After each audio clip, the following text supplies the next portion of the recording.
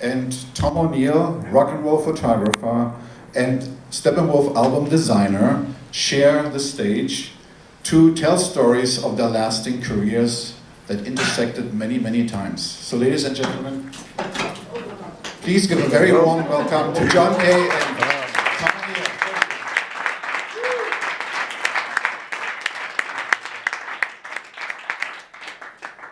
And thank you all for coming today to this event. It's a very special event, and one thing that might be in your mind, one question might be in your mind, how in the world, or why in the world, are we talking about rock and roll, rock music with Tom O'Neill, rock and roll photographer, rock and roll with Steppenwolf at the Folk Alliance? So that, well, there's a connection. Of course, it's the power of song. I would like to ask now John to take us back, and Tom also, take us back to their early years and early days of their career, when, in your case, John, when you discovered that music making will be your life. So folk music, blues, singer-songwriter tradition had a big influence on you. And then I would like to ask also Tom to take us quickly back to the year of 1967, when he, as a young fellow, photographed singer-songwriters like the Mamas and Papas, Jimi Hendrix, Janis Joplin, in front and backstage of the Monterey Pop Festival, and how that experience influenced your decision to become a photographer. Yeah. So John, do you mind starting? Thanks, Ben. My situation was that, as Ben pointed out, I was born in what became East Germany. My mother and I escaped when I was 5 years old. It was a dangerous undertaking. We made it. I wound up in the town of Hanover. And as I was growing up on the American Armed Forces radio network, I discovered Little Richard. And I had chicken skin from head to toe, and from that on, I was just obsessed with rock and roll. It wasn't until later, when I was 1958 in Toronto, and went to high school there for 5 years, that I became aware of what Muddy Waters once said. The blues had a baby, and they called it rock and roll, and I went backwards to finding where this music came from. And it was during the early 60s of the folk music revival that I learned more and more about things. I had listened to the Library of Congress recordings that John and Alan Lomax had made, and really kind of immersed myself in all of this, the beginning of all of this music. So I, like so many others in the early 60s, got a guitar and emulated those who had preceded us young ones, and learned at the Newport Folk Festival, not only from the masters of the traditional music, Son House and others, Mississippi John Hurd, but also the young ones who were following in the footsteps of Woody Guthrie by writing songs about what was going on, being amongst tens of thousands of my own age group who were concerned about the draft and being shipped to Vietnam and the unfinished business of civil rights and all of that. I then was influenced by two main elements. One was the blues, which to me is, the blues is an underpinning of almost anything, whether it's Jimmy Rogers' Blue Yodel's number, not God knows what, or you know, even Bill Monroe, who told me that blues played a role in the development of bluegrass because of the African-American railroad workers that came through Kentucky with their banjos and the like. So the blues is sort of a bedrock of a lot of stuff. And also, having heard the likes of Phil Oakes and Richard Farina and Len Chandler and Tom Paxton and the likes, I learned that music can be more than just entertainment, and that lyrics can have power. And so that was sort of the ignition of my engine, those two things. Yeah. First of all, I do have to say, again, Bernd put this thing together with us, and I really want to thank you. I had never even heard of Folk Alliance until he mentioned it, and it just has blown me away. This is a tremendous event, and I can't wait to get back to California and share this with my friends. It's fantastic. You know, we've got some time up here, but man, this is a thing you can talk about for a long time. And I look out there and I see that there's a kind of a spread in the age group. Some of you weren't around when Monterey Pop happened, and the folk movement was going on, and I think some of you might have been.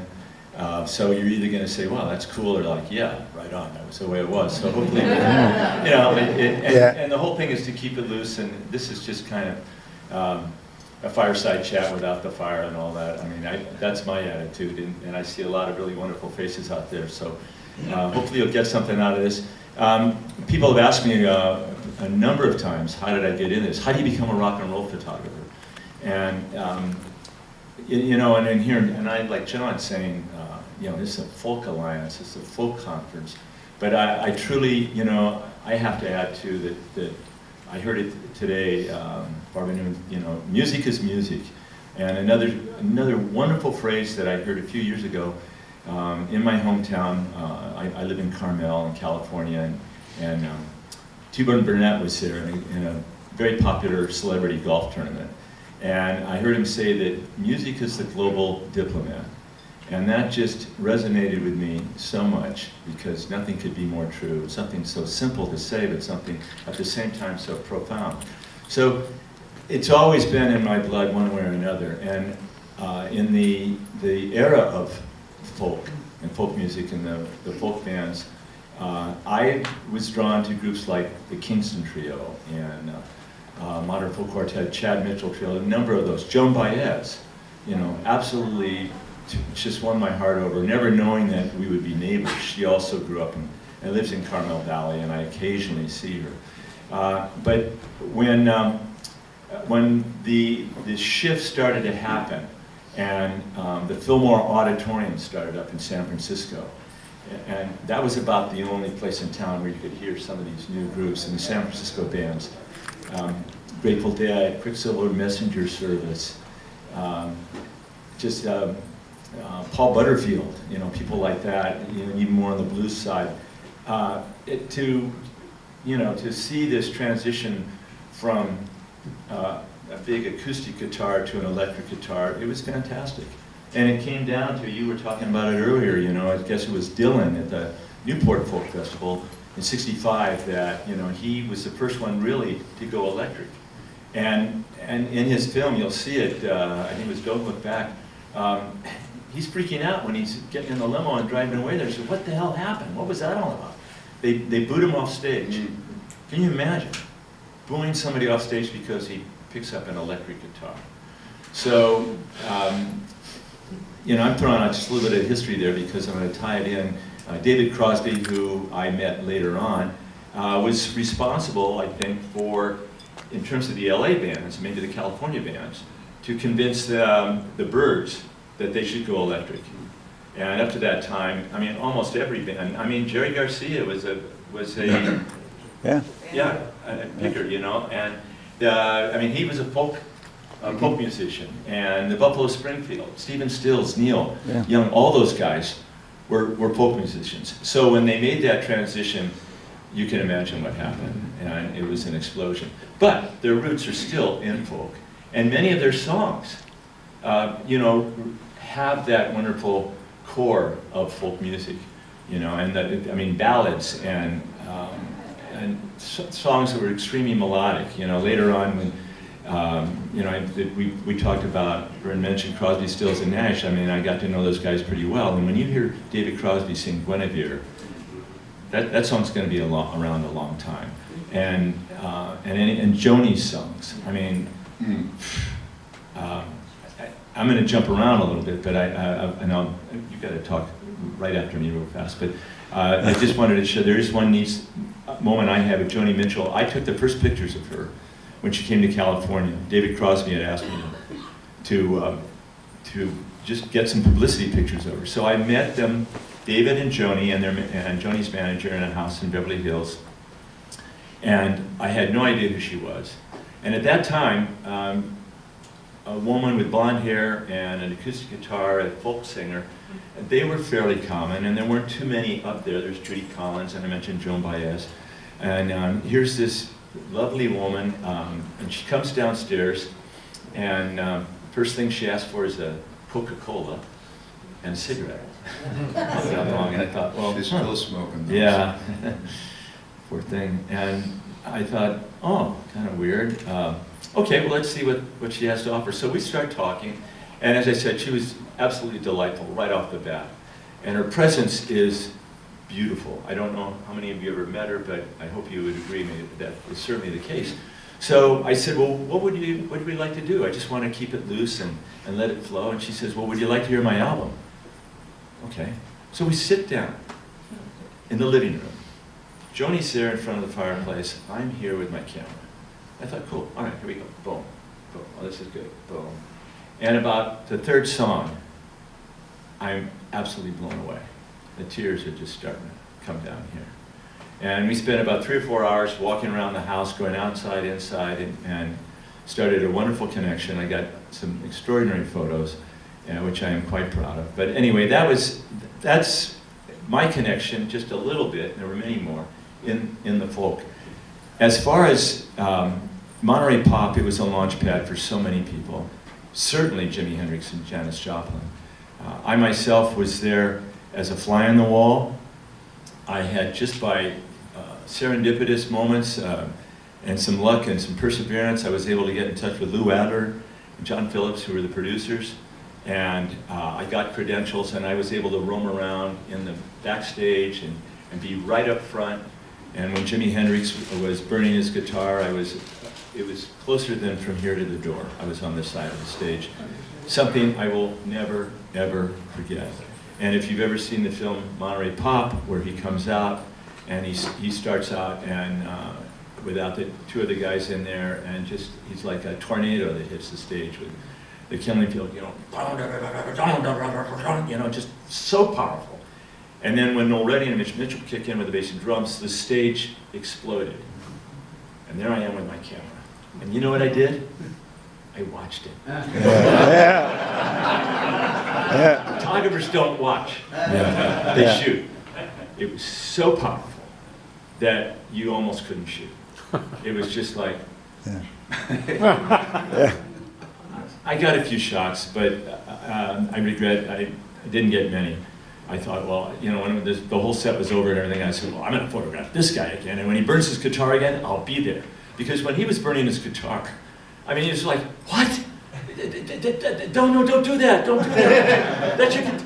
He's burning his guitar. And everybody's going, click, click. And I'm going, he's burning his guitar. Do you see that? So Tom, if I may add to this story, so there's many anecdotes around the Monterey Pop Festival. So I think if you hang around, Tom can share with you, because there was a competition between The Who and Jimi Hendrix, because everyone knew what they would do on stage. And everyone hoped The Who and Jimi Hendrix, if we go first, we have the biggest effect. So they flipped the coin backstage. So I'm stopped right here. So I guess a funny story with this. And then also a funny story I can share later is when Lou Adler talked about the moment Jimmy burned his guitar on stage, he had the fire marshal next to him. Yeah. And the fire marshal started running. And he said, don't you dare. No, he said, don't you dare. It's okay. It's part of his act. Yeah. Okay, I would like to come back. So in preparation of this session, we talked quite a bit to see how we would theme the conversation, and we came down to the power of song. And what we realized was also to transition between 2 years, 1967, the San Francisco, right, the Summer of Love, right, with the Monterey Pop Festival, and then 1968, which changed the country, as we all know, with the civil unrest, the many events that took place in 1968, Martin Luther King assassination, Robert Kennedy, the events in Chicago at the Democratic National Convention, and so on. But it was also the year when many singer-songwriters started to write powerful songs and became more and more social commentators. And it was also the year that Steppenwolf recorded their first album in the studio, which included songs like The Pusher, Suki Suki, and of course Born to be Wild. And it was the year when Tom and John met for the first time. So I would like to ask John and Tom to take us back to 1968, to those moments, and how you experienced the events of that year. Okay.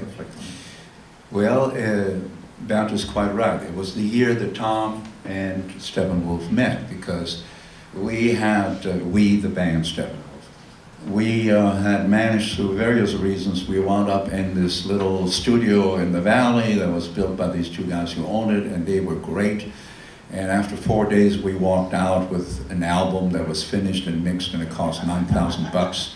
And Born to Be Wild still sounds pretty good, right? So, and so now what? Well, you need a cover for the album. That means we want to take a group photo. And this is when we met Tom. And as I remember, he said, well, I got this idea. I have this infrared film, I think it was, because I'm totally colorblind, so that didn't mean anything to me. Said, we're going to go to this cactus garden in Beverly Hills, of all places. He lined us up, and we took the photo that became the first album cover, and there it is. Well, Tom became a friend of the band's. He took not just subsequent album cover shots, but many other promotional shots. He was with us when we did the Ed Sullivan show. He was with us in London when we played the Royal Albert Hall and so forth. So he became one of the non-playing band members. You know, he was just a friend of the band who could be around us where we felt totally relaxed. We could be who we were without being guarded about, well, this is going to wind up in the newspaper or whatever, you know. So there was a very long relationship that was founded back in those days. With respect to that year, 68, of course, Bernd is completely correct with respect to the cities were on fire after King's assassination, etc. And here we are, the Wolf. We had played up and down the coast for Bill Graham, others, but this was our first cross-country tour in the summer of 68. And so we were playing to our, peer group and had songs that often reflected their concerns of what was going on, plus the draft and the Vietnam War. And while all of this was going on, I mean, it was just such a turbulent time that it was, you were immersed in this upheaval, social, political upheaval. And by the time we reached New York, which was the end of our tour, so many things had happened, particularly the Chicago Democratic Convention that he mentioned, with tens of thousands out there doing a mock Heil Hitler salute. The whole world is watching. I mean, it was, you were embroiled emotionally in what is going on, I mean, is the country coming apart at the seams? And so it's very difficult to describe how intense that period was. But here you got 5 young guys who are on stage, playing rock and roll in the context of all of this. So it was, when I sometimes see this archival footage, I'm reminded of how great the change was within the country, the creation of the counterculture. And as you mentioned, San Francisco, because prior to Steppenwolf, I had joined the Sparrows group in Toronto. We migrated through New York and then LA and wound up in the Bay Area, Haight-Ashbury, just a month or two before the Summer of Love. And we had played with, Quicksilver, Messenger Service, and Country Joe and Fish, The Doors and others at the Avalon Ballroom and so on. So we had, the band, we ourselves had witnessed this gradual communal living thing, the Haight-Ashbury thing. And it was incredibly invigorating because you saw people saying, the status quo is not good enough. We can do better than this, and we want our freedom to express ourselves in whatever manner we choose. And that was pretty well unheard of when you consider how constraining the mid-50s had been with respect to social norms. And what do you mean free love? I mean, it just, the older generation thought they were going to be overrun by a bunch of heathens, so it was pretty intense. Absolutely. I can add one little point that might go with that. When Lou Adler and John Philbus were going through all the permit processes and things like that, getting, just before the Monterey Pop Festival started, they had a number of meetings with the mayor, Minnie Coyle of Monterey, and the police chief. And I was actually at that meeting, just by a crazy circumstance. But the thing that was so impressive when you talk about this huge divide and this gap of an older generation and then not being able to handle this new movement, like what was going on in the hate and all that, and certainly the lyrics and the imagery of people with long hair, and what they were doing in the drugs and the free love and all this stuff. Make love, not war. Remember that? I mean, that was a real thing. And the mayor of Monterey, who had been a librarian at one time, a rather conservative lady, thought that the Hells Angels and the hippies were exactly the same thing. So when this proposal of the Monterey Pop Festival had come up and it looked like it was going to go through, she figured with the police chief that they might as well bring this armada of security and get as many police officers as they can, and just nobody had the day off that day, you know, the very first day. So there was this incredible number of police officers on the Monterey Fairgrounds in semi-riot gear with the helmets, the shields and that, and because she thought it was Armageddon. She thought that this thing that, and a lot of the media had picked up what was going on in the Haight-Ashbury, and you know, that by then the streets were really getting full, and she thought that Monterey would just be overrun by these wild, wild people fornicating in the streets and turning cars over and just drugs and drugs and drugs. And it was 3 days of music, love, and flowers. And Elaine Mays, who's one of the photographers there, a good friend, got a picture of one of the helmeted police officers making a daisy chain out of orchid flowers. And that's all he had to do, really, you know, and that's all they had to do. There wasn't one incident. So there was this tremendous negative perception that was so contrary to what actually happened. But it was at the same time, that was the beginning of it. At the same time, this kind of morphed into what, you know, by '68, 1 year later, where everything had turned. And Bernd and I were both, Bernd was at the second one. There was the 50th anniversary, so the second one was 50 years later. Well, the second one was supposed to be in 1968. And again, because the heavy restrictions that the city of Monterey had put on Lou Adler and John Phillips, even though a number of the acts were already booked, they pulled out. But the point of the story is the fact that Lou Adler now says today, looking back at all that, he said it wouldn't have been the same kind of music festival. It wouldn't have had anything nearly with the kind of spirit that was generated simply because of what it was going on in 1968. It was unbelievable. I mean, I remember the night after, I mean the morning after the Democratic Convention in Chicago, and after seeing some of that, I thought, what the hell is happening? And I was living in LA at the time, and I remember, and my hair was, you know, I mean, I didn't look quite as cool as John because I didn't wear the black leathers all the time. But I always performed, I was down here. But I would get pulled over sometimes in LA by the LAPD, who we called the man. And because I looked hip, I was supposedly a hippie. And there were really two contingents. There were the straight people and the hip people down in LA. Straight meant completely something different than it does today. And there was the establishment, and there was the anti-establishment. You know, a lot of you, I'm sure you remember that. But I'm bringing it up, not necessarily to remind me, but also to share with people that might have heard about it, just to stress that all that stuff was true. It's hard to believe. Yeah, when we talk about the power of sound, which is the theme of our session today, I would like to ask John to take us a little bit back, also your experience. You shared with me the role of FM radio when it came about, and also there's another dimension we would like to bring in, is the censorship, right? If you don't mind, elaborate a little bit. You had some personal experience with censorship. Right. Well, you're quite right with respect to the emerging power of the, up until then, so-called underground FM radio stuff.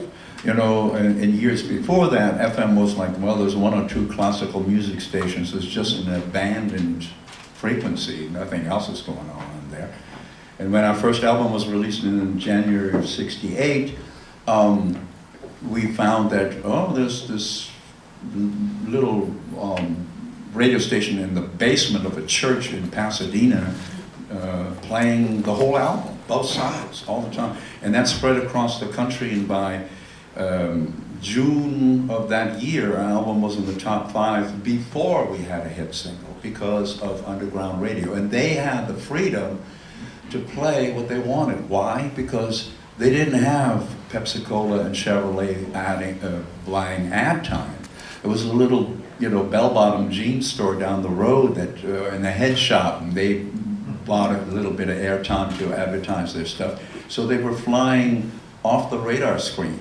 It was only later when all of a sudden, hey, wait a minute, this is turning into something worth being part of, that the corporations started to say, well, we can advertise on FM radio too, but those guys can't just play what they want to play because, and so gradually, for instance, our song, The Pusher, was starting to be phased out in certain places. And the censorship thing sometimes took, by this time, by the way, the Monster album, the social political concept album that we had cobbled together, these two things are kind of related to each other, meaning I distinctly recall Jerry Edmonton, original co-founder of Steppenwolf and drummer and good friend. He and I had a conversation about our ongoing displeasure with what we saw in our country. Vietnam continued, Nixon was in the White House or whatever.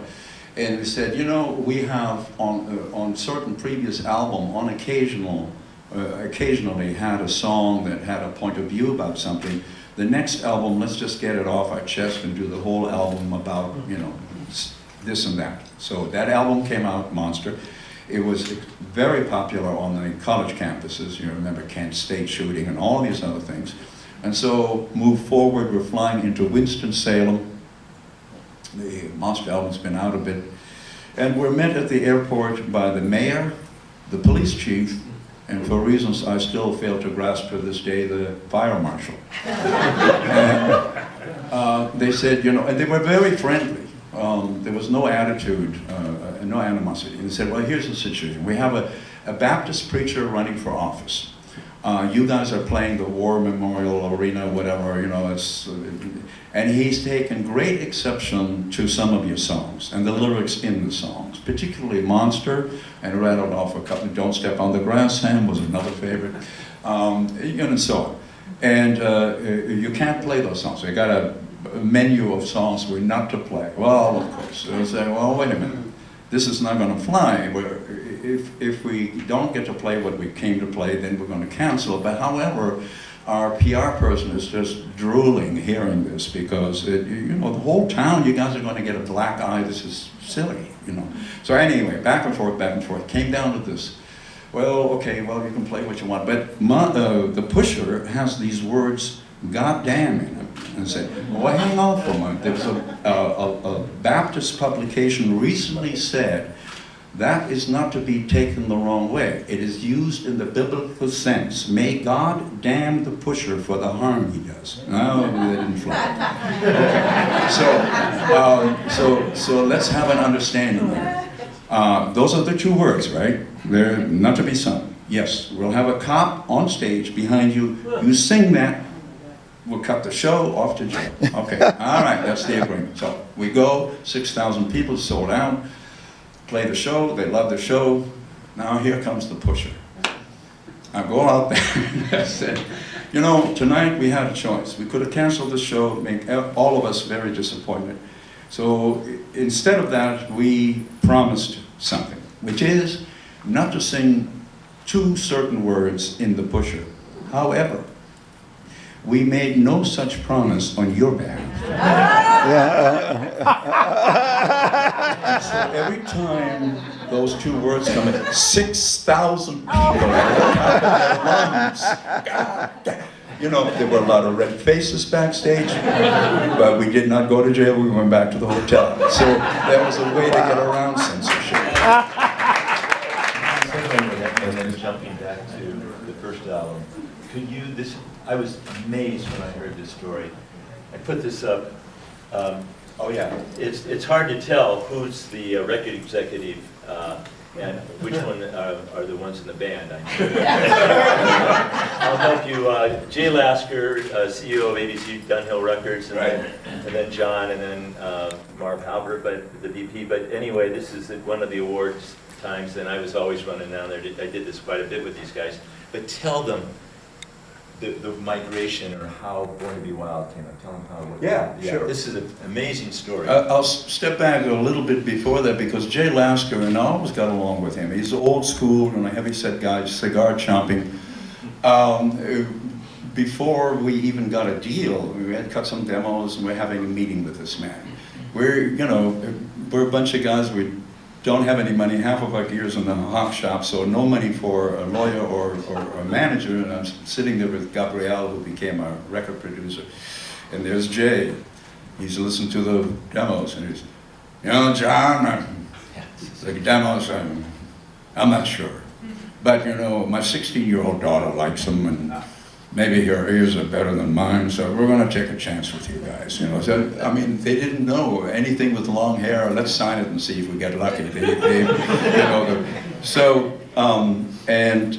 Now the album's out. Okay, there was this other little song called "A Girl I Knew." They tried to put that out. That just stiffed right out of the thing. Then comes "Sookie Sookie," which was a cover of a R&B song written by Steve Cropper from Booker T and the MGs and Don Covey, an R&B artist. And hey, that Sookie Sookie's getting airplay, both coasts. Jerry Edmonton is driving, I'm sitting in the car next to him, we're on Sunset Boulevard. KHJ comes on, hey, that's us on the radio. He pulled over, we almost had an accident. we were really excited. Excited. Both coasts are playing it. Then we hear, it's not building in the center of the country. Because first of all, they discovered you're not black, so the black stations are no longer playing it. Number two, what's all this stuff about let it hang out, baby, and so what is a sookie, for God's sakes? And we're not going there, we're not touching that. Okay, so well, now what? The album's doing just fine, but we, Lasker and all the older guys from the record industry, they were obsessed with having to have hit singles. Okay, so. Now what? Well, we had one manager who was a DJ himself, and he kind of checked with counterparts of his elsewhere in other stations, and they said, Born to Be Wild, that might work. Okay, so we present that to the label as what we would like the next single to be, and they're going, we're not sure. We like this other song, Everybody's Next One. So back and forth and back and forth. Finally, a compromise is reached, which is, okay, we'll put out the single with Born to Be Wild on one side, the other song on the other side, but we will not say to radio, which is the, quote, A side and B side. Just put it out there and see what happens. And it was, I don't know, maybe 2 weeks at most, 8 out of 10 stations that did play it, played Born to Be Wild, and from then on, Bob's your uncle. Yeah, and speaking of the power of that song, as we all know, there's one more dimension or component I would like to ask John to give us also the inside story is there was a movie that kind of took the song somewhere else. Yeah. Do you mind sharing with us? Yeah, I mean, Born to Be Wild is like this kid that left home, and every so often you get a postcard from far-flung places. You had no idea what it's doing out there. It has woken up the space shuttle crew twice. I've been to Burma and Botswana where they don't know anything about Steppenwolf, but they know Born to Be Wild. Our guide in Burma said, oh, Born to Be Wild. Every bar band in Yangon must know this song or will not be hired. But it was, and we played Brazil for the first time, or Greece, both countries under military dictatorship when our first album came out. And these people are saying to us, you guys, we listen to you behind closed doors because, you guys were anti-authoritarian and you were the good guys and everything. So Born to Be Wild then, of course, was featured in Easy Rider, the film, which was, became a big hit around the world, the film did, and introduced our music to places where we had yet been. By the time 2007 came along, Steppenwolf music had been featured in 85 motion pictures and 125 television shows, and we just could count it. Well, and tell about the rover. Oh yeah, so my wife and I were off to Africa again in a couple of months. We're in a tented camp out in the bush in Tanzania. I come home, I see amongst my email, congratulations on the Mars landing. What? So I called the management office. Oh, that's right, you were out of the picture. Well, while you were gone, the spacecraft landed on Mars, and a little ramp lowered it, and these two little six-wheeled rovers started coming out, and they were playing "Get Your Motor Running." It was Wolf in Space. Oh, God. All right, thank you for this story. I would like to take the next 2 minutes for a commercial break that will benefit the Folk Alliance International Conference. So for me, this event today is already very historical. The first time in 50 years, these two persons on the stage sharing their stories. But I would like to put some icing on that cake. So I have an album. This is John's solo album, Forgotten Songs and Unsung Heroes. And the reason why I brought this album is because Tom did design the album. And never ever in 50 years of Steppenwolf or John Kay history has this album been autographed by both the musician and the person who designed the album. So it's true, so it's authentic. So what we want to do, I will ask these two gentlemen to sign the album in front of everyone in this room, so you're the witnesses. And later this afternoon at from 2 p.m. I believe to 9 p.m. this album will be up for auction. So whatever money we make with this goes to the Folk Alliance International Conference. And I know I'm one of these people. If I see something like this out there, I'll check my wallet. Credit card will do. So if you know someone, a friend, call them now. So we'll be up for auction this afternoon. Thank you for this great idea. And I forgot to mention, so the album was sponsored by myself and Wall Strings Promotion. You know, when Tom approached me about this cover, he said, well, you're colorblind. This represents what you see.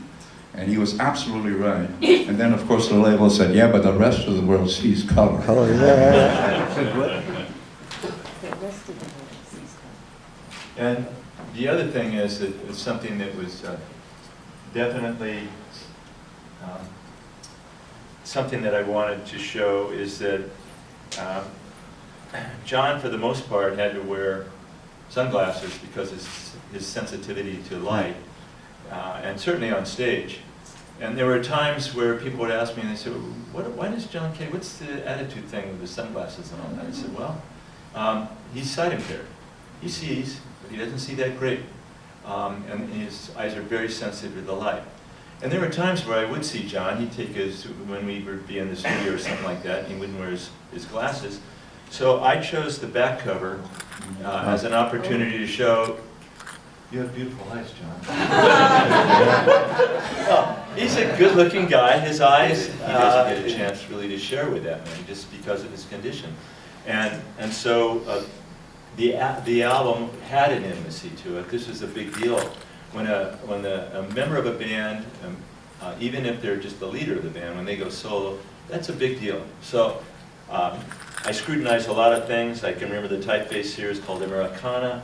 I wanted to make sure that the song titles didn't have any texture behind them, so I wanted the song titles and all that to be able to stand out all that enough. So there was a lot of time put in this, and still today, all these years later, I'm extremely proud of this. So this, and Bernd, thank you again for doing this. Oh, you're welcome. You are amazing. This is truly an honor, and it's an honor to be in front of all you to be able to do this. And you know, what he just finished saying is so indicative of, you know, you're writing your song, you're making your records, and thank goodness Jerry Edmonton, the drummer, was also kind of into photography and artwork and stuff, and it was really, really important to have someone like Tom be the interpreter of what we do in a visual sense and have ideas and suggestions and explanations as to why this idea really is a good mesh with what you're about or what you're trying to express. So I think that's why our relationship continued for so many years, because there was always welcome input from Tom with respect to the visual side of things. Well, and that gives me a moment to segue into this.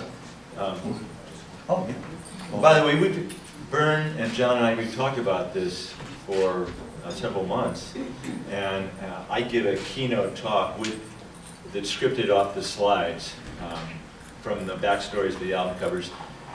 So usually it's really, really put together and well ordered, but we kept changing it and everything. So this is an imminent group. I figured, okay, we're just going to kind of throw pictures up there, and I'm going to go back and forth. So that's why I'm kind of going all over the place out of order, but I want, this will go right into showing what it was like to work with these guys.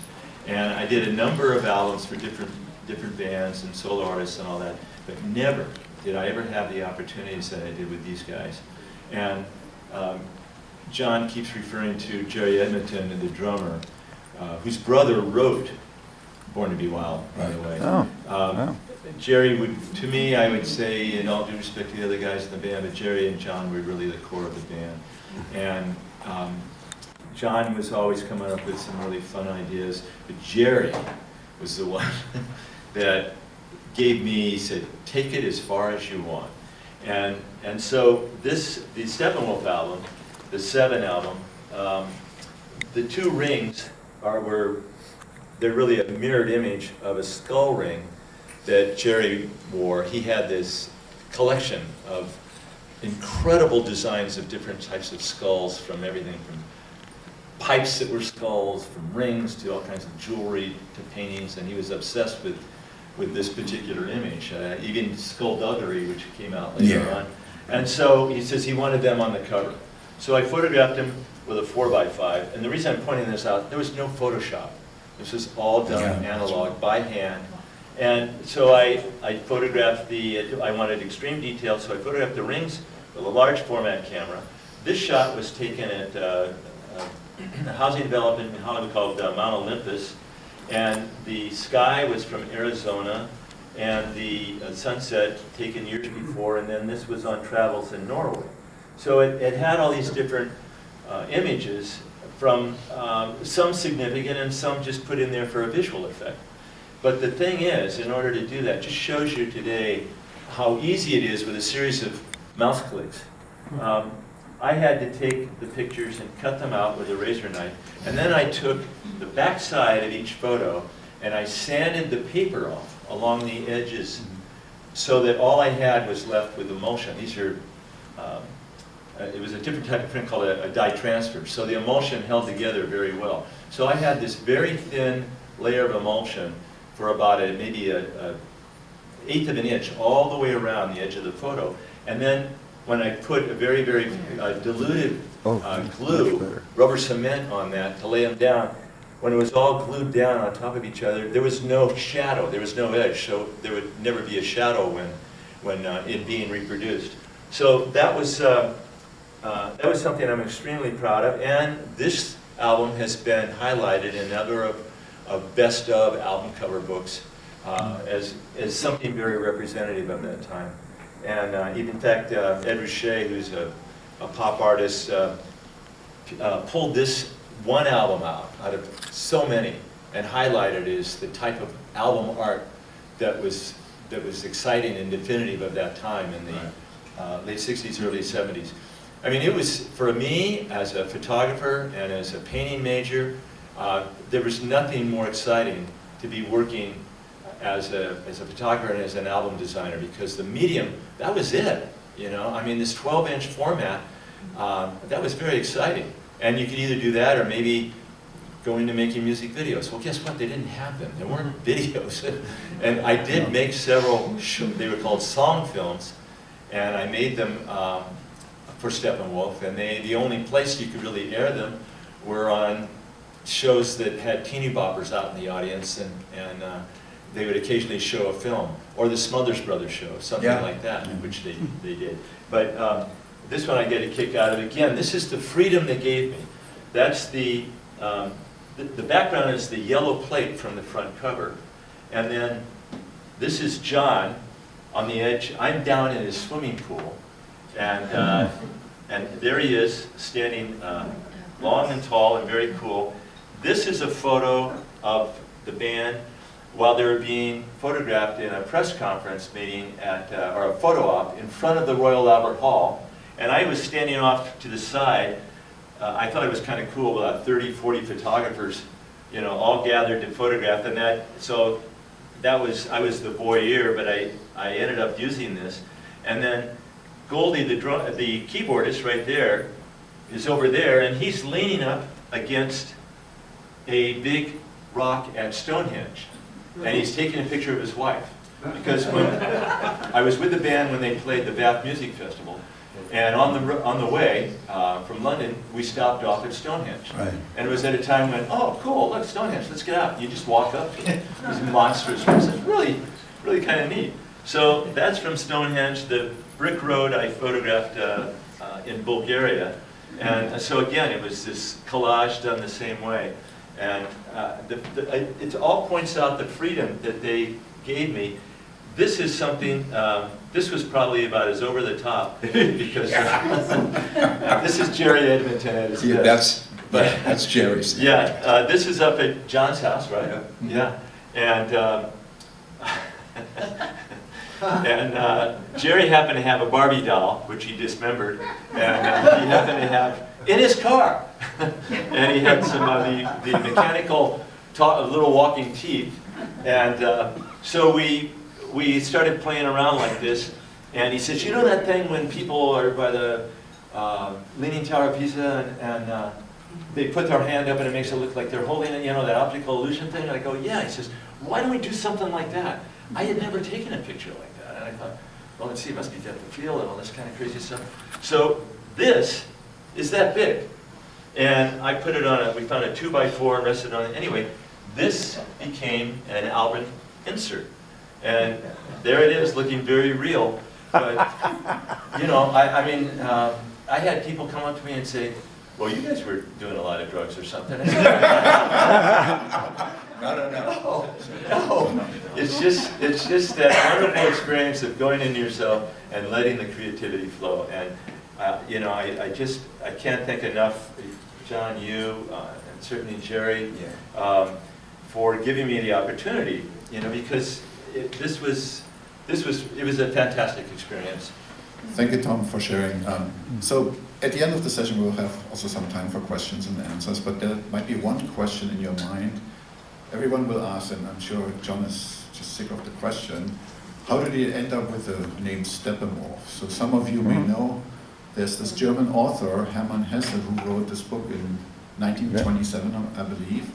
He wrote about the Steppenwolf, and I know for sure the book played a role in naming the band, and I'll let John share the story with us. But I would like to read one quick paragraph from that book, and I want you to see if you could, in my mind, when I read it, I translated because I knew Steppenwolf as a band and the music, how this translates to you, for you, into the music of Steppenwolf.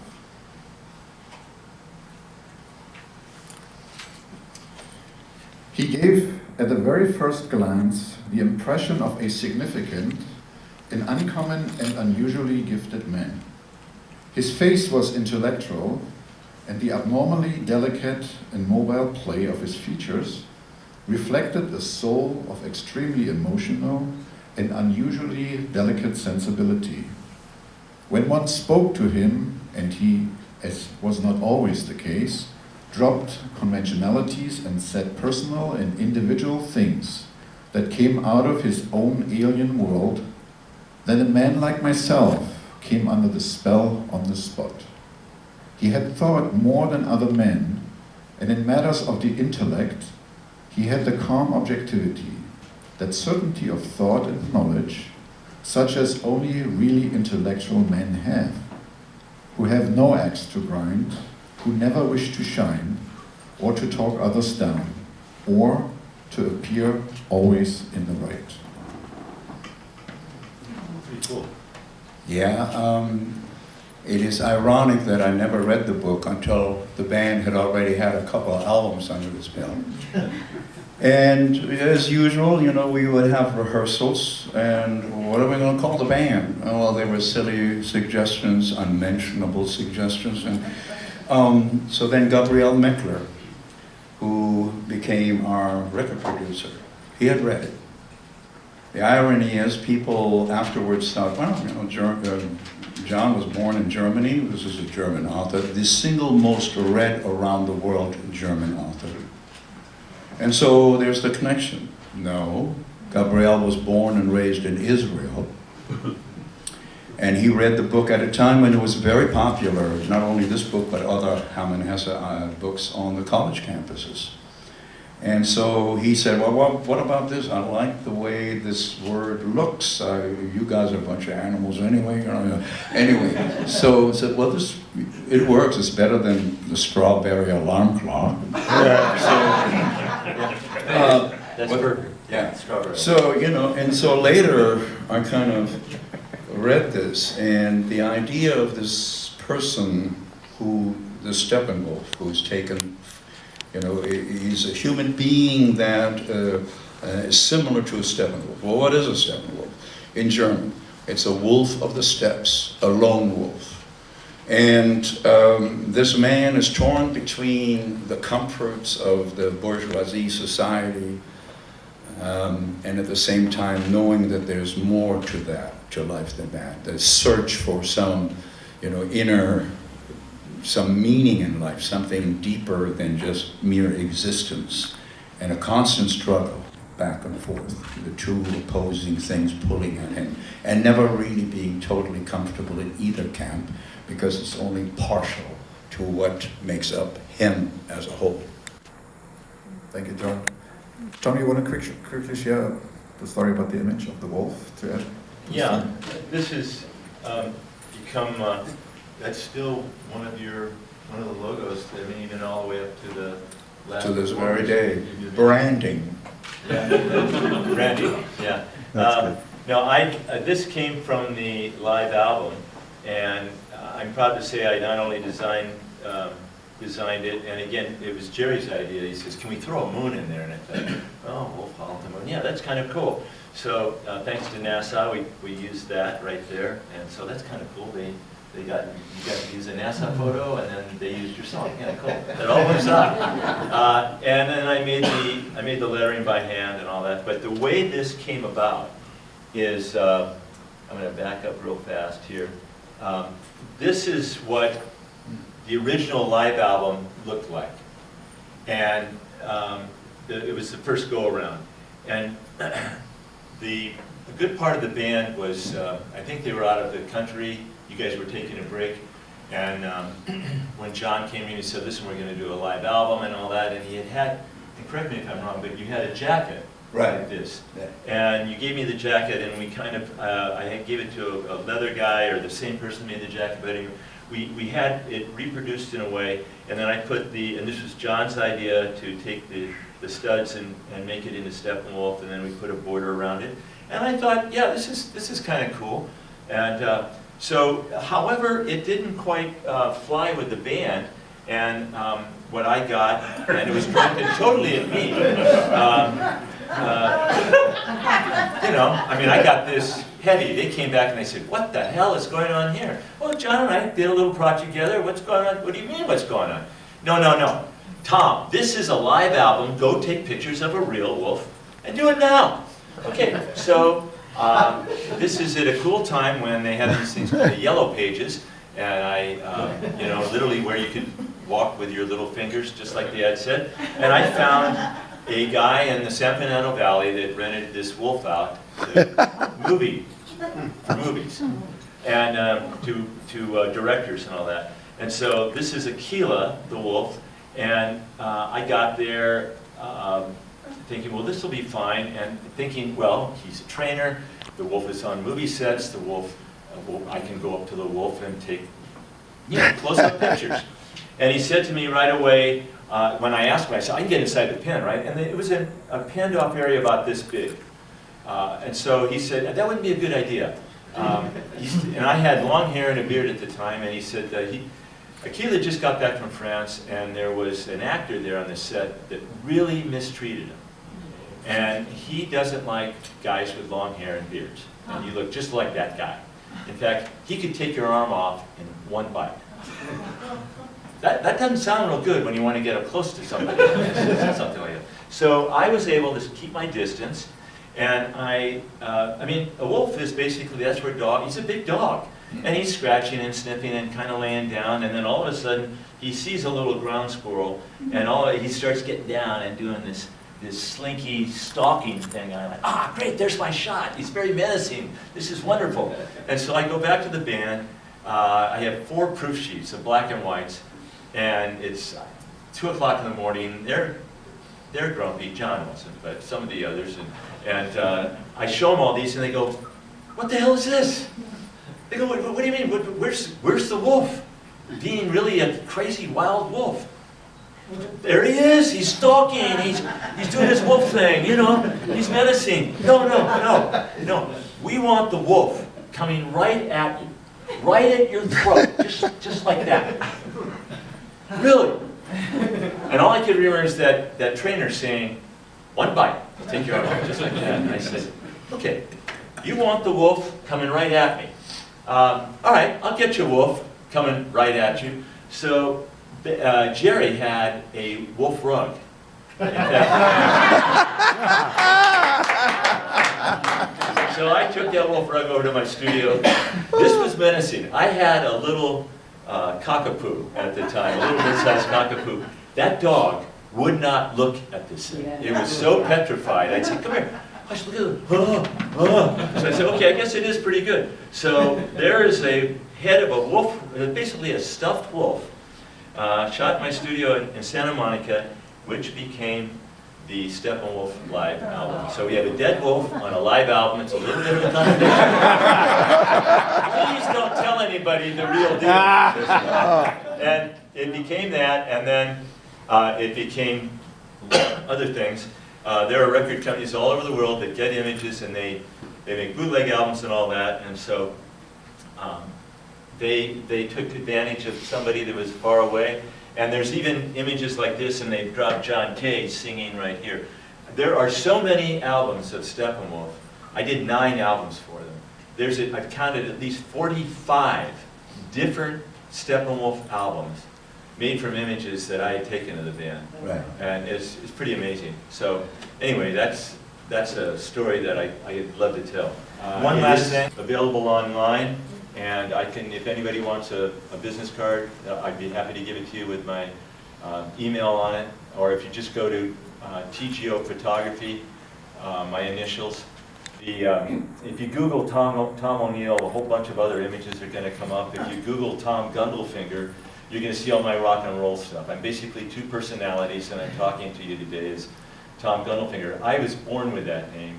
And when I got married 37 years ago, my wife had a prettier name, Molly O'Neill. Hence, I became Tom Gundelfinger O'Neill, or Tom O'Neill. So anyway, if you're interested, that is available. So great. Thanks, Tom, for bringing us back in today's world. So we would like to wrap up the session, also quickly come back to John.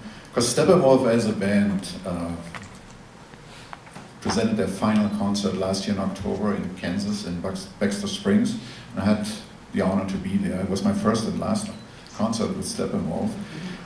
But for you, John, this is not the end of music making or performing. So you have expressed interest in continuing performing solo. And I would like also to mention, so you and your wife, if you don't mind, talk about the Wildlife Foundation. What's in it for you for the next few years? Right. Returning to the beginning, so to speak, as the young guy with the guitar, learning from everyone else who showed us the way. I had on occasion throughout the last 50 years put out a solo album, such as the one that we just signed and others. And in more recent times, I live in Santa Barbara, too many Santas up and down the California coast. Anyway, I live there, and I've done some solo performances as fundraisers for various worthwhile causes. And I enjoy doing it because there's something about solo performing that is, well, just to me, more intimate, and you have more latitude as to what to do. The band can be a little constraining at times. And since I enjoyed that experience and then had the good fortune of meeting Bernd through Tom's involvement, he informed me about this event that we're at. And I thought, wow, all these folkies of various different genres coming together, different generations. I want to check this out. So I'm here on a sort of a fact-finding mission. And we'll see what comes of it, but the idea of playing perhaps festivals or certain venues, like the one in Berkeley, what is it? Freighted Salvage. Yeah, we'll see where that goes, because I've been lucky. Sometimes we have more luck than talent or sense, and consequently I don't have to do things for the sheer monetary considerations. So we will see where that goes. But about 15 years ago, after our first trip to Africa, we came on the last day in Tanzania across a marker in the middle of the desert, basically. They had a plaque on it, and the plaque read, Michael Grismick. He gave all he possessed, including his life, for the wild animals of Africa. And that plaque launched a train of thought with me that I'm still on to this day. Because later that night, while contemplating the ongoing slaughter and poaching of the magnificent wildlife we had seen, my wife and I asked, and what will we do to help preserve our living treasures? And so that launched after we had built a school in Cambodia, having seen the killing fields and all the rest. We said our newly formed little foundation will focus on supporting those who are dedicating their lives to preserve what remains of our fellow creatures for future generations.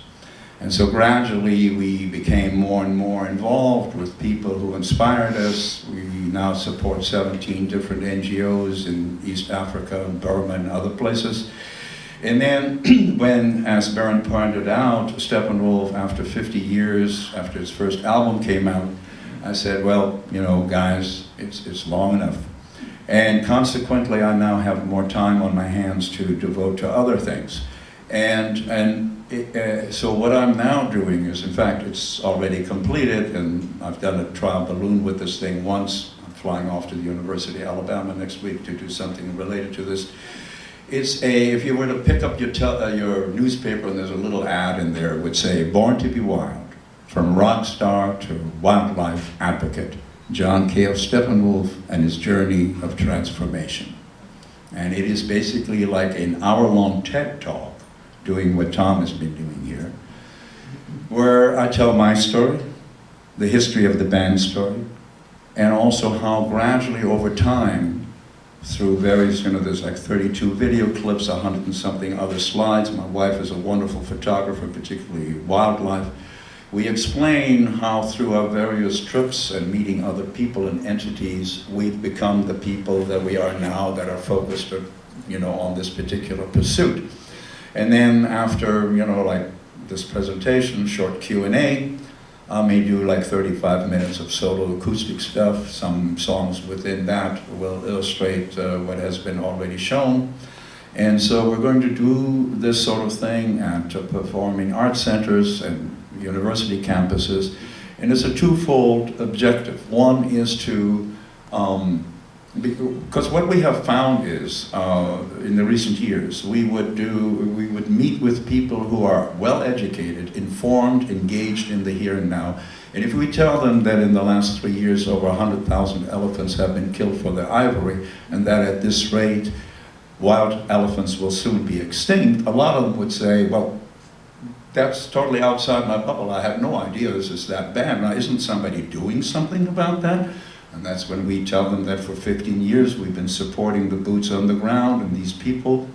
And we are sort of a bridge between those that we know in Africa and in Asia and those at home who, once they know about this issue, become engaged, whether it's because they cough up a few ducats for the right cause, or it's at least part of what's on their radar screen. That's one objective. And the other one, of course, is, hey, you just learned about what's at stake here. Think about your grandchildren. And don't forget what Chief Seattle once said. What happens to beasts will happen to man.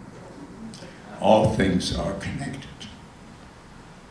When the great beasts are gone, man may die of a great loneliness of spirit.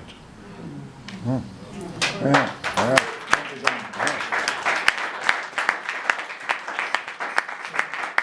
If you're interested, or someone who might be interested in booking John or Tom to see us after the session. So I would like to open up for question and answers.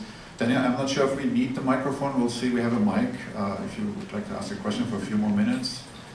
Any questions remaining? Tom, tell us about your T-shirt, the picture on your shirt. Yeah.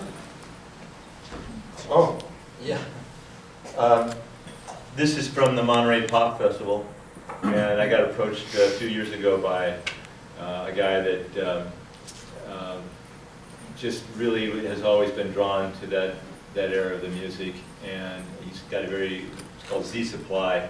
He was very successful, and he just said, I want to give you a chance to show some of your photographs, but putting it on a $80 T-shirt that sells in boutiques in Beverly Hills. Yeah. And things like that. Yeah. So he took my photo and then put the peace sign over it, and I thought, what could be more apropos than something like this? Particularly, we have somebody like this wonderful guy over here. Yeah. And, can you introduce Tom Paxton here, right? Oh. He's here. Yeah. Yes, Tom Paxton is someone who was one of the people whose music inspired me when I was just a young guy paying attention to those who were showing by example, following in the footsteps of Woody Guthrie.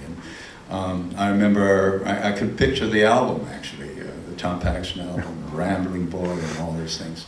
So I was so really touched by the fact that Tom was here. And we haven't seen each other since he appeared with the First Amendment Center at Vanderbilt University in Nashville, because I lived for 17 years just a little bit south of Nashville. And in fact, I was on the advisory board of the First Amendment Center. So Tom is, he's somebody that I not only think highly of, but that I have great affection for. Yeah, it's really an honor for you to be. I'd like to make a contribution here. I love what you told about doing Pusherman and Goddamn the Pusherman. And it reminds me of an anecdote I heard about Pete Seeger, was singing in Spain during the Franco era. And it was outdoors, and there were thousands of people there. I'll say 20,000 people were there. And before he went on, they brought him a list of songs that he couldn't sing. And it was basically his repertoire.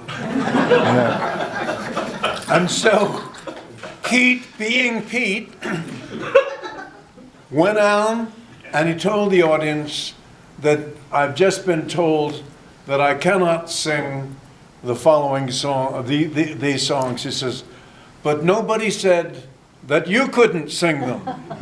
So Pete played the banjo, and 10,000 people sang every song in Pete's repertoire. That's a wonderful story. I never heard that before. Yeah, it's a great story. Yeah, it sure is. Yeah. You're the best. You're the best. Thank you. Yeah, thank you, Tom. Yep, please. The song that you sang about the wildlife defenders, where can we? I've never recorded it. Please Yeah. do. Yeah, it's one of those things. I've written occasionally songs the last, whatever, 6 years. And I've never given thought to recording them because, as you well know, things are so different now. You know, there's a handful of large companies, and if you're Beyonce, you're fine with whatever that big company is. But so much of it is now streaming, and you know, I feel really for the baby acts because they have to wear so many different hats now to do their own promotion and marketing and all of that. And some of them are very good at it, you know. But point is, I have not recorded that song, but every so often, and that's a good thing, every so often somebody in an audience will take a video of something like that song and just post it on YouTube, and then, you know, others can see it, but I have not so far recorded it. There's a couple of tunes. In fact, last night at the Cantina, I did another song called Enough for Today. And it's about the power of song. I once got a letter from a fellow. He said, you know, I got your new, this is the last Wolf album, Feed the Fire, about the internal flame. And he said, you know, I was playing it in my car, and my friend next to me, I said, listen to this, you know. And the fellow heard it, I said, pull over for a minute. And he pulled over, and he opened the passenger door, and he poured a bunch of stuff out. And the driver, whose record it was, said, what was that about? Those were the pills I was going to take tonight. Oh. The power of song. So we have time for 2 more questions. I am not surprised that you're here because Sport and Life and also Forgotten Songs are really folk records, and if you listen to lyrics and the songs, you know that. And personally, I kind of felt Steppenwolf was a folk band because when I saw them, they were on a bill with Melanie. Wow. They were what? I'm sorry, when you saw them? They were on with Melanie. Melody, yeah. Most of the audience was a bit in shock, though, when you and the guys came on after Melanie. Right, one more Well, I was final- just going to say, but if you like that, then just imagine right after Jimi Hendrix performed at Monterey Pop, there was no internet or anything like that, so it took a while for what happened to get out there. So his manager booked him to open up for the Monkees. Yeah. And he was pulled off the tour within a few days because the women, the mothers who brought their young kids to see the Monkees said, my God, what is that man doing up there? He's doing it playing with his teeth and back behind that, you know. I got to tell you, you can imagine what that was. I got to tell you a very quick Hendrix story. You know, I got to know him through a couple of visits at his house and this and that, but we never became fast friends. There was never enough time for that. But anyway, Steppenwolf was a baby band in Los Angeles. My wife and I go to the Whiskey, and can't think of his name right now. He was the guy who ran it. Great. Elmer Valentine. That was the owner, but Mario. Oh, Mario, right. Great guy. I mean, Italian guy. He ran the place. Anyway, he always took care of us. Okay, so he said, and we came to see Sam and Dave with a complete Memphis horn thing. Said, man, we got to see that. Anyway, so we sit down and Mario puts it in the booth. Sam and Dave come on, they play, they were wonderful, everybody loves it, and they say, we'll be back in a few minutes, do another set. Fine. The Whiskey has an elevated dance floor, about 18 inches up, and then the stage is even higher, so even when there are people dancing, you know, you can see the heads of the people who are playing up there. Well, there's nobody dancing, but they start setting up equipment. Put drums on the dance floor and some other gear, and then Mario gets on the intercom. He says, and now, ladies and gentlemen, directly from the Monterey Pop Festival, doing a guest set for us, would you welcome the Jimi Hendrix Experience? And he came out and leveled the place. He did Hey Joe, he did Wild Thing, and people were going, you know. And then Sam and Dave came out.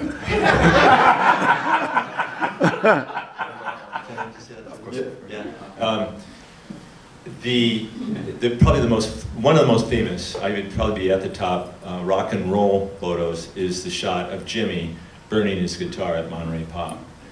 And a friend of ours, and somebody that I've been staying in touch with quite a bit, I just got a text from him, he said, Ed Karev took the photo. Oh yeah. Mm-hmm. And after the pop festival, he was from Southern California, 17 years old, and he made some of the big prints, and he got that, as I say, that definitive shot of Jimmy on his knees and just kind of fanning the flames. He shot it originally in black and white. Rolling Stone was the one that added the color to it years later. So he made several of the prints from the show and went to LA. He'd heard Jimmy was playing at the Whiskey, or he had played at the Whiskey. And he's a pretty sharp kid, so he figured, well, if he's down there at the Whiskey, he'll probably be staying around there. So he borrows his parents' car, and he goes up and down the strip, going to different motels, asked if Jimi Hendrix is staying there. You can imagine this today, right? Yeah. So he'd go up, hi, Jimi Hendrix here? No, no. Who's that? Finally comes up, is Jimi Hendrix staying here? Oh yeah, he's out by the pool. Oh, okay, cool. So he goes out, here's Jimmy. It's great here when it's described in a little pair of Speedos and about two beautiful women with him. The hell you say? And he comes up and he said, hey Jimmy, I got some pictures from Monterey Pop, would you like to see them? And he said, oh yeah, sure, cool. Well, he flips out over them. And he asks one of the girls to go up and get his manager, and who comes down so he could show him the shots. And the one that he really likes is the one that we all know of, where he's down on his knees. And he said, here, give me a pen. Do you have a pen? This is extraordinary. This is like winning the lottery for a photographer. Mm. He signs over to Ed Karev, all rights.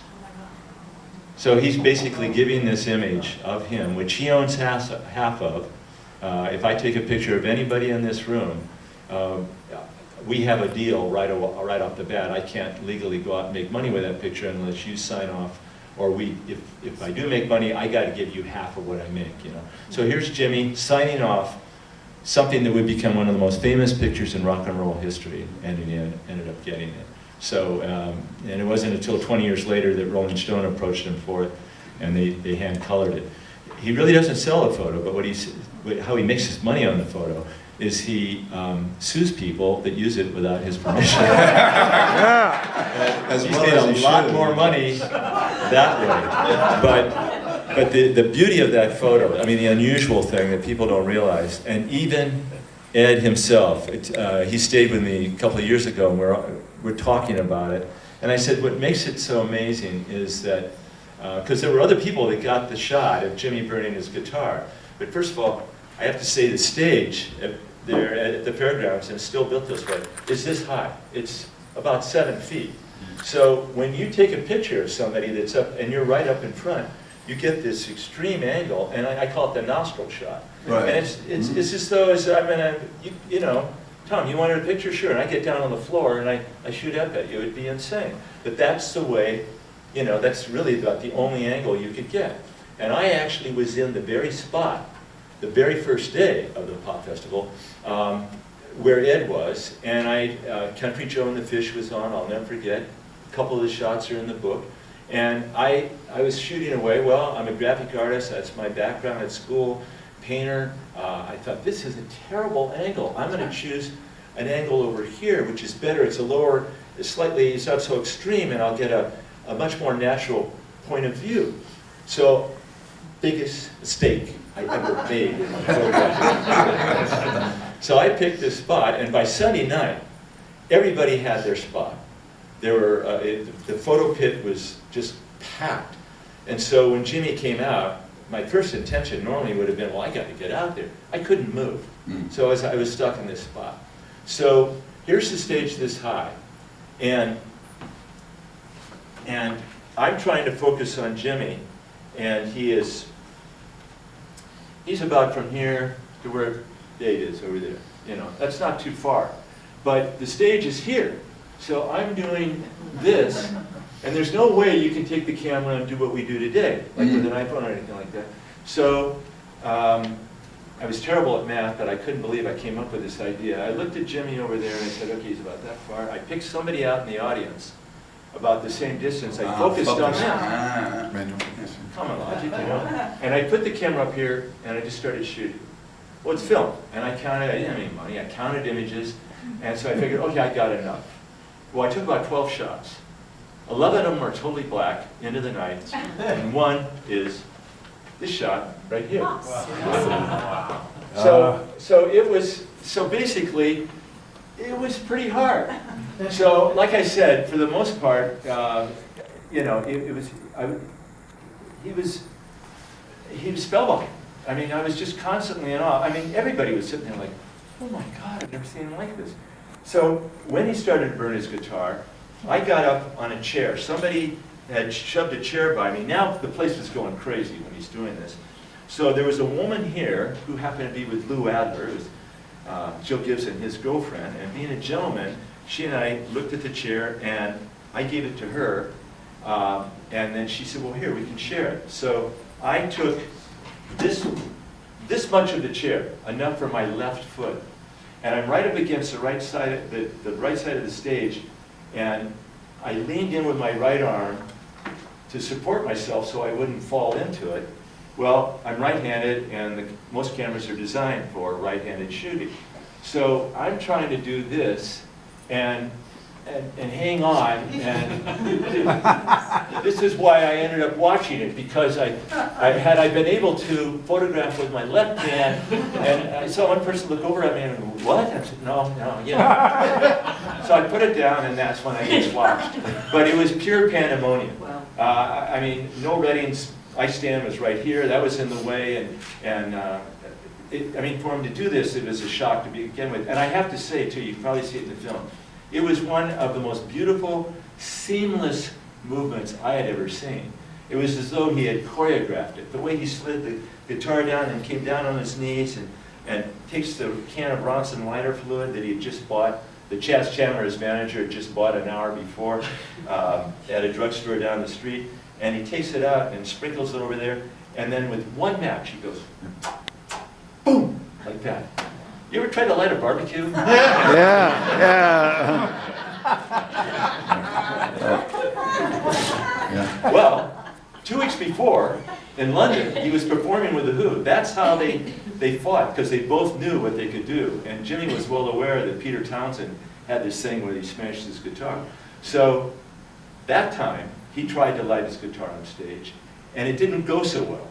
And he did the thing with a number of matches, and the flame finally caught and it erupted up in his face, and he singed his hand, he burned his hands slightly, but enough to call a paramedic to come and wrap his hands in. That was the first time, and he only did it twice, but that's the first time. So Monterey was the second time, but can you imagine if the first time was at Monterey, and he does this. Yeah. That was cool. Yeah. So it was meant to be. I just wanted to I just want to say one quick thing about Jimmy. Several different times we met from different places, immaterial. The thing that's important to me is that after some other function in the Hollywood area, he invited my wife and I to the home he was renting in Benedict Canyon. It was very late at night. It was just him and I in one room. And I want to let you know, and this is something that's been echoed by many, many other people. He is the most gentle, calm, down-to-earth, unassuming person that I've wanted, within this rock and roll world. You're familiar with the term ego? Yeah. And this man was so so I have very fond memories of that get-together, because it was just two guys who shared something in common, a passion for music, and no competition of any kind. He had, in fact, the Steppenwolf, the second album, on his coffee table. We talked music. And so, aside from loving his music, I also loved the man. Yeah. He was a big loss for all of us. It's amazing. Well, thank you, John and Tom, for that story. Just a small side story to the Monterey Pop Festival stage. I was there in 2017. It's still the original stage, by the way. But part of that stage, I think the part where Jimmy burned the guitar, was built by the young carpenter. His name was Harrison Ford. Oh. Yeah, there's a disbelief, but where Jimmy actually burned his guitar was done on an extension that they made to the stage. But to memorialize that, somebody actually burned a spot on the stage that exists now, and it says that's where he burned his guitar. But if you ever go to the Monterey Fairgrounds, it's practically the same. And there's a producer who's making a film now, a documentary film for the Oculus glasses in virtual reality. And he's been filming me, and he filmed Lou Adler up there recently, sitting on the stage. But it's all in 3D. You can turn around and look at the arena, and just by wearing these goggles. And then he's going to be doing an interview with me on the same stage, and I'm going to kind of tell you the story where I was. But it's for some reason, I mean, here it's over 50 years ago, and yet people still like to hear it, and I like to share it. So I wanted to thank you for coming out today, and I also wanted to thank Folk Alliance for letting us do this session today. 2 quick reminders. I'm not sure if you had a chance to call your bank or your credit card. I forgot to mention, it's not just the album cover, it comes with the music too. So the music is in there. So. And I also want a quick reminder, if you haven't had a chance to see John perform live during the last few days, tonight at 10:30 at the shop, Capo, exclamation room, 10:30, John will be on for one more time, solo, so please check him out. Thank you very much. Appreciate it.